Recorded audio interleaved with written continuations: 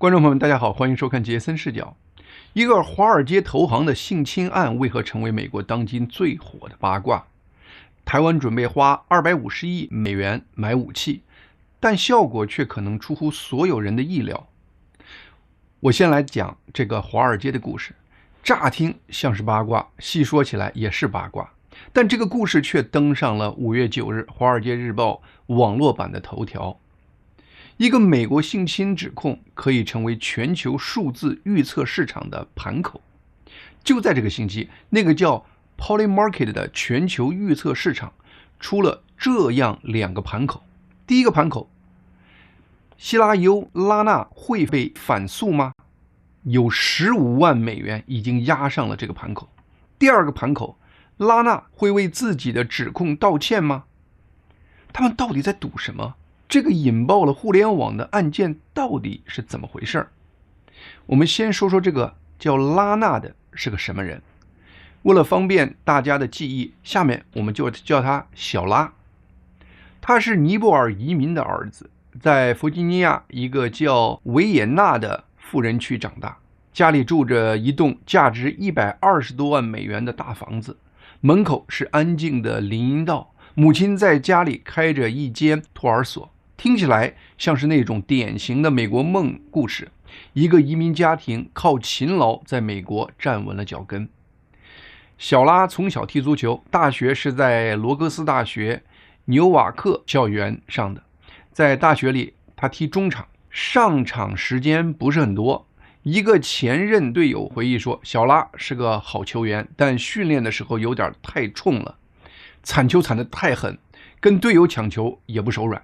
但小拉有件事情是真行，那就是找关系。大学时，他听说一个队友的爸爸在一个顶级律所当合伙人，他就直接去找人家爸爸，问能不能帮忙弄个暑期实习。一个20出头的小伙子还没毕业，就已经知道怎么敲开这个社会那些深厚的大门。毕业之后，他进了一家又一家世界知名公司，什么瑞士信托、摩根斯坦利、凯雷集团、阿波罗。在华尔街，在这些公司工作的经历就是敲向下一个大门的敲门砖。但问题也出在这里，他几乎在每家公司都待不长。在凯雷2年项目结束之后，公司没给他转正。在一家叫 Cross Boundary 的咨询公司，据说当同事对他的工作提意见时，他对人家大吼大叫，后来公司因此让他走人了。在阿波罗，管理层对他的评价是，这人不适合我们的团队。但2024年3月，小拉还是拿到了摩根大通的录用通知。当时摩根大通正想发展私人信贷这款业务，小拉之前在凯雷和摩根斯坦利恰好做过这一块。你说他能力不行吧，他是真能带来业务。你说他好相处吧，他从进摩根大通第1天起，他就不客气地告诉同事，你们这个地方不对，你们那个地方外行。用前同事的话说，这个人社交上有点笨拙，偶尔还有点粗鲁。八卦故事就一定有硬币的2面。说完了小拉，现在我们来说说故事的另一半，一个叫洛娜·哈伊迪尼的37岁的女高管。为了方便大家的记忆，下面我们叫她洛娜。如果说小拉的职业生涯是一张起伏不定的心电图，那么洛娜的职业轨迹就是一条平稳上行的大直线。她在著名的纽约大学斯特恩商学院读的本科，2011年毕业后就进了摩根大通，在摩根大通一干就是15年，从分析师做到了副总裁，再做到执行总监。他专注的是杠杆融资，除此之外，他还去哈佛商学院修了高管教育课程，还拿到了一个葡萄酒和烈酒品酒师的2级认证。那么这个华尔街投行的女高管似乎跟尼泊尔移民2代小拉不像一个世界的。然而在摩根大通，他们的确就在一个团队工作。而接下来发生的事情把这2个人都炸上了华尔街日报的头条。2026年5月，小拉突然以 John Doe 这样一个化名在纽约州法院把洛娜和摩根大通都告上了法庭。根据小拉提交的起诉书，从2024年5月开始，就是他就职摩根大通2个月后，洛纳就开始对他进行挑逗。一开始是言语上的，然后是肢体上的。他声称在多个单独相处的场合，洛纳对他进行了性侵犯。让这个案件快速成为网络热点的是诉讼书中的一些细节，例如小拉指控洛纳给他使用了俗称的约会强奸药和伟哥的药物，造成他自己在药物影响下，在非自愿的状态下被迫和洛纳发生了关系。另外，小拉的起诉书中还大量列举洛纳对他说过的话，因为那些话内容太过敏感，也太语言暴力，我这里不能重复，但总结起来大概有2类。一类是羞辱小拉的种族和家庭的话，一类是摧毁小拉的职业安全感的威胁。性、种族歧视外加职场霸凌，这几个能引爆美国多元社会的炸点同时存在在一个故事中，这事儿怎么能不火？更给故事添料的是小拉在诉讼状中以匿名方式提供的证词。起诉书里附了2份经过公证的宣誓证词，证人1声称曾亲眼看到洛纳对小拉做出不恰当的肢体接触。证人2的证词就更劲爆了。这位证人说，2024年9月期间，他借住在小拉在纽约公寓的一间房间。他说，2024年底的某个深夜，他被一名女性的声音给惊醒了，那位女士就是洛纳。然后证词中描述了一系列无法在这里重复的场景。证人后来听到小拉在卧室里对洛纳说：“不，你必须离开，我不会做这件事，请停下来。”等洛纳最终离开后，小拉走出卧室，神情震惊，告诉该证人说，洛纳一直骚扰他，多次强迫他与他发生关系。小拉的指控书还提供了2025年10月他被心理咨询师诊断为创伤后应激障碍，也就是 PTSD， 症状包括噩梦、昏厥，还有一种被诊断书称为愤怒失控的状态。指控书的内容一曝光，立刻引爆网络舆论，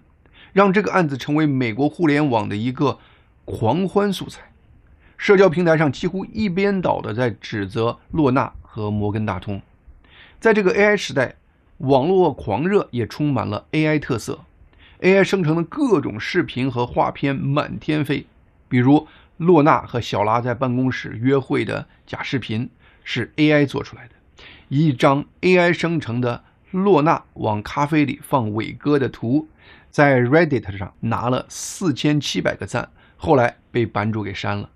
还有一波网友开玩笑说，我要去摩根大通投简历。后来有人甚至编了个段子，说摩根大通事后突然收到了43万份简历申请，是平时单日最高纪录的20倍，逼着摩根大通不得不出来澄清说根本没有的事儿。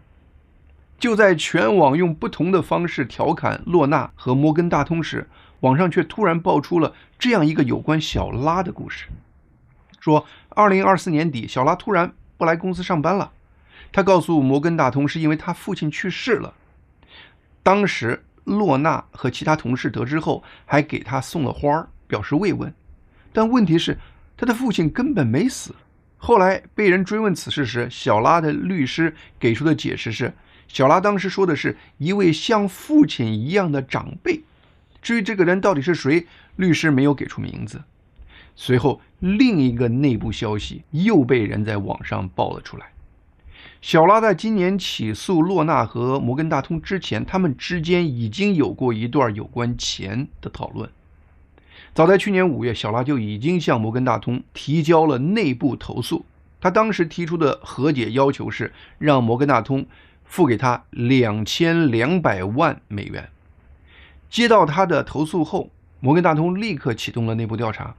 查完后，摩根大通的结论是根本没有发现任何能佐证小拉指控的证据。银行还特别强调了一点，洛纳全程配合了调查，而小拉这边却拒绝配合。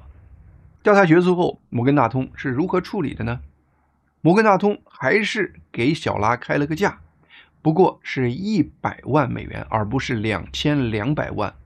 银行方面的说法是，这笔钱是为了避免诉讼的时间和费用，同时支持一位正在遭受名誉威胁的员工。你品品摩根大通的这个措辞，摩根大通没有说支持一位受害者，而是说的是支持一位正在遭受名誉威胁的员工。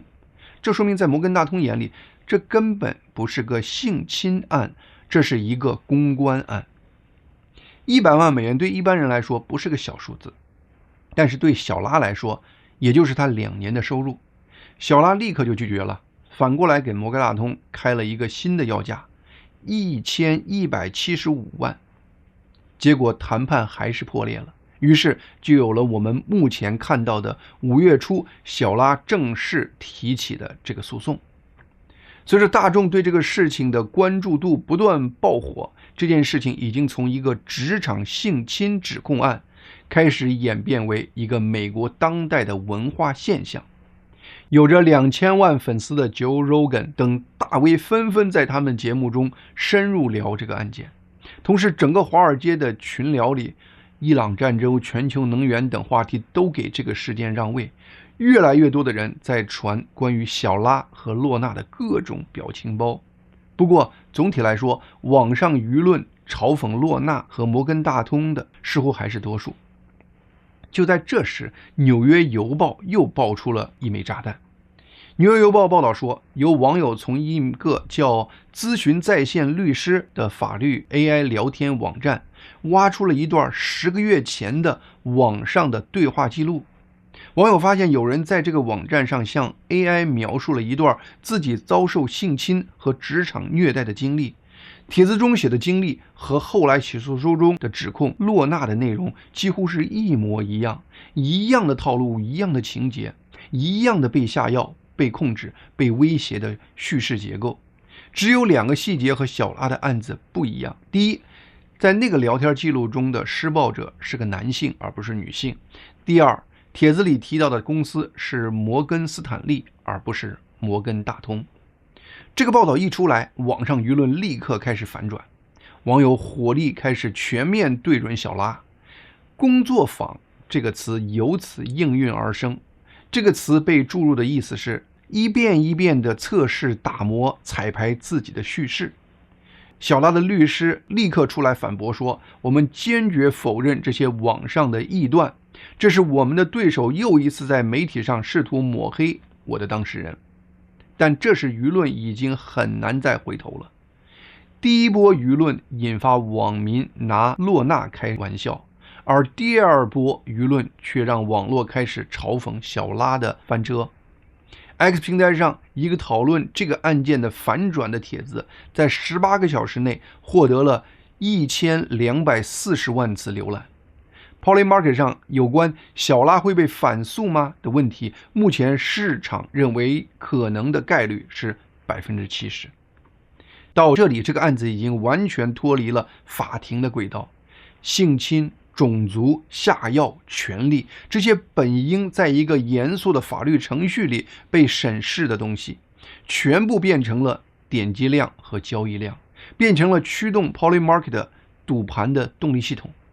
这件事之所以引爆全球，不是因为案件本身的严重性，而是因为它精准踩中了美国社会传播学的每一个引爆点。性别反转、种族、阶级、权力反转、反转的反转，从而构成了一场完美的叙事海啸。在这个 AI 可以可视化一切证据，预测市场可以赌一切结果，社交媒体可以把一切严肃话题变成表情包的时代，真相似乎已经被无关化了。流量需要的是反转，赌盘需要的是波动，网友需要的是表情包。而真相反倒是显得太慢、太无聊、太没有商业价值了。这个案子的法官已经定下了5月26日的初审听证会，目前案件双方都在为上庭做准备。不过当真相和叙事赛跑时，叙事却永远都会先到终点。我今天破天荒选择和大家聊这样一个八卦话题，就是想让大家真切地体会一下我们人类社会当下的这个现实。谈完了八卦故事中展现的人类现实，下面我们再通过一个台湾的最新热点，谈谈现实是如何展现人心，而人心的展现又是如何反作用出新的现实的。5月8日，台湾立法院通过了一项让所有关心印太安全的人都屏住呼吸的法案。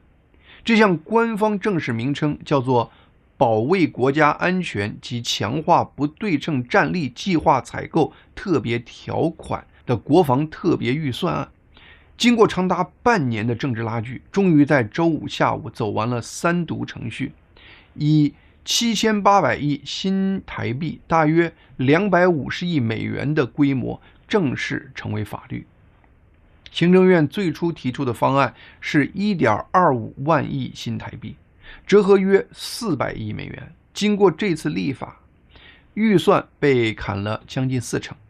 而且被砍掉的那部分究竟是什么，才是这整个事件最关键的地方。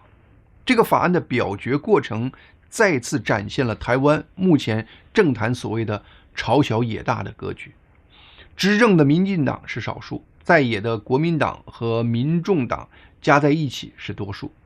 这次表决，蓝白联盟59票赞成通过修正版，民进党48位立委全部弃权，没有投下任何反对票。结果就是这个缩水版法案在没有反对票的情况下，安静地走完了程序。那么这笔7800亿台币到底能买什么呢？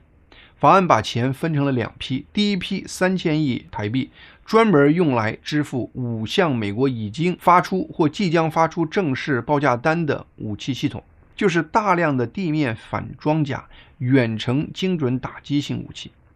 第二批4800亿台币则是预留款，用来等待美方未来同意出售的防空导弹等系统，就是先把钱预留在那里，等美国批准卖了，给出明确的报价单了，再具体说买什么。在这个法案的设计中，有一个非常重要的规则，叫严禁挪用，1年1审，而且行政院必须定期向立法院汇报采购进度。也就是说，每一分钱都必须有明确的采购依据，不能有任何弹性空间。在野党把这叫做有监督的国防，相应的把原来的最初的方案叫做空白支票。那么原版方案中什么项目在这个被通过的方案中被删除掉了呢？总结起来有12个项目被从法案中全部清除了，其中最受关注的是由台湾中科院自主研制的强攻中程反弹道导弹系统。这个系统是赖清德政府所谓台湾之盾的防空体系的骨干，设计思路参照了以色列铁穹防空系统的实战经验，建立一套可以拦截中共巡航导弹和弹道导弹的多层防空网。此外，被删掉的还有4种类型的军用无人机，以及小型的自杀无人艇和相应的反制系统，这些都被删除了。再有一项容易被忽视的删除项目是 AI 辅助情报决策系统，以及将前线士兵与指挥总部连接起来的台湾战术网络。对此，台湾国防部发出了5项声明，措辞相当严峻，特别点名指出，强攻导弹若无法及时获得资助开始实施，将严重影响台湾的防空作战效果。赖清德总统也在社交媒体上表示，虽然很高兴看见首波预算通过，但强调任何缺口都会影响台湾整体的防卫体系的完整性，任何拖延都会增加台湾人民的安全风险。这个法案的通过是发生在一个极为关键的时间点。法案通过6天之后，也就是5月14日，美国总统川普将会在北京和习近平举行峰会。与此同时，中共外交部长王毅刚刚在公开场合将台湾问题定性为中美关系中的最大风险点，要求美方做出正确选择。台湾这个采购条款反复难产然后减产的过程，同时也把台湾放在了一个非常尴尬和奇特的位置。在远东地区，目前最大的火药桶就是中国大陆和台湾之间可能发生的冲突。但是台湾在武装自己的决心和力度上的表现，却反倒不如它北面和南边的邻居来的果断和坚决。从台湾往北看，日本这几年军备扩充之势愈发清晰，防卫预算已经突破 GDP 2%，大量采购长程巡航导弹，在冲绳与西南群岛持续部署兵力。从台湾往南看，菲律宾的小马克思政府也在持续增加军费，正面应对中共在南海的压力。整个第一岛链几乎所有面对中共压力的国家都在加速武装自己，唯独台湾在这个时刻选择了内部僵持，最后是部分缩手。这究竟是台湾民主政治理性运作的结果，还是有什么其他力量在发挥作用？要回答这个问题，我们需要先把这个法案放回到它真正所在的那个棋盘上来看。这个法案在川普访问北京前通过，这里面同时发生了3件事，向不同的观众传递着不同的信号。首先，在川普登上飞机去北京之前，台湾先把一张250亿美元的对美采购订单摆上川普的桌面，这笔钱会流进美国国防工业，会养活美国工人，川普最懂这个逻辑。所以台湾这张订单本质上是一种预防性献礼，让川普心里装着这个礼单去北京，最大程度上防止川普在北京说出什么不利于台湾的话。虽然我本人原来就不相信川普这次有任何出卖台湾的可能性，但是同时我也知道，很多台湾政客对川普这个人是非常不放心的。因此台湾在川普出牌之前抢先下注，展现的是一种无奈，但也不失是一种精明。再看台湾在野党坚持的那个见到报价单才给钱的条款，表面上这是一种财务管控，但放在川习峰会前的背景下，这也是台湾在野党给自己构建的一道立法防火墙。假如川普在北京出于某种原因而答应暂缓对台湾的某项武器的销售，那么美国就不会发出第2批军售武器的报价单，而台湾立法院依据这个法案就不可以编列对应的预算。这是台湾在野党在扩展和延续自己的权利。这个设计表面看相当聪明，但是这里却有一个深藏其中的致命的悖论。这道防火墙只保护了那些依附于美国意志的采购，被保留下来的武器系统每一样都需要依靠美国持续的后勤支援、零件供应和弹药补给，没有一样是台湾自己能生产、自己能维修、自己能持续补充弹药的。因此台湾买的这批武器只能让台湾的存亡和美国的政治意志更加紧密捆绑在一起。而与此同时，被删掉的那12个项目呢，它们有一个共同的特点，那就是它们全部关乎台湾自己的国防自主能力。强攻反导弹的导弹是台湾中科院自己研发的，不依赖美国的报价单。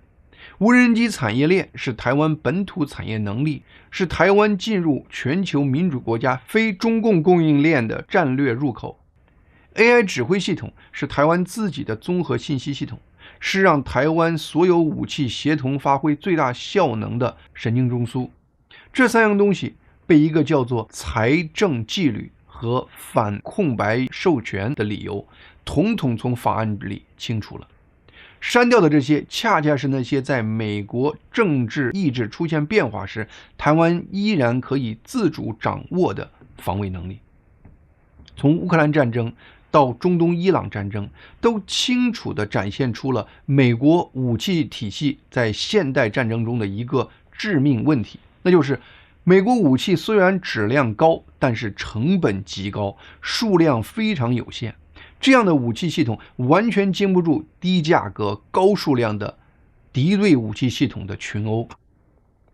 台湾花了250亿美元却没有让台湾从武器上变得更独立，反而是深化了对美国这个已经不能完全适应现代战争的武器系统的依赖，更加减少了台湾自己的战略自主性，让台湾更加不可能成为下一个以色列。那么谁是这个结果最大的受益者呢？答案不言而喻。财政纪律、纳税人的血汗钱、反对空白支票，这些说法在任何正常的民主社会里都是无懈可击的，说出来都是应该被鼓掌的。在一个没有战争风险的国家，人们在社区会议上讨论地区图书馆的预算时，应用这些原则是理所当然的。但是当这套话被精准地应用在目前正处于高战争风险的台湾武器问题上，应用到有关台湾的长期武器装备能力问题上，那就成问题了。这些话被用来精准地删除了所有让台湾可能拥有自身防卫能力的方向，那么这些说法就从一种治理智慧变成了针对台湾防御能力的精准阉割。我不需要论断台湾哪个政客背后是否有谁的指令，也不需要猜测任何一位台湾立委的内心动机。我们唯一需要问的是，这个结果究竟对谁最有利？那么现在我们来谈第三件事，中共、美国和台湾周边的邻居通过这个事儿看到了什么？在中共的战略分析框架中，台湾这个立法发出的信号比任何一篇外交声明都要直白。整个第一岛链，日本在扩军，菲律宾在扩军，连越南都在强化南海上的力量，唯独台湾在所有人都认为最危险的地方选择了缩手，更是清晰展现了一个很自然的问题：台湾社会的防卫意志有多么坚决。这个问题对中共来说比任何军事情报都更重要。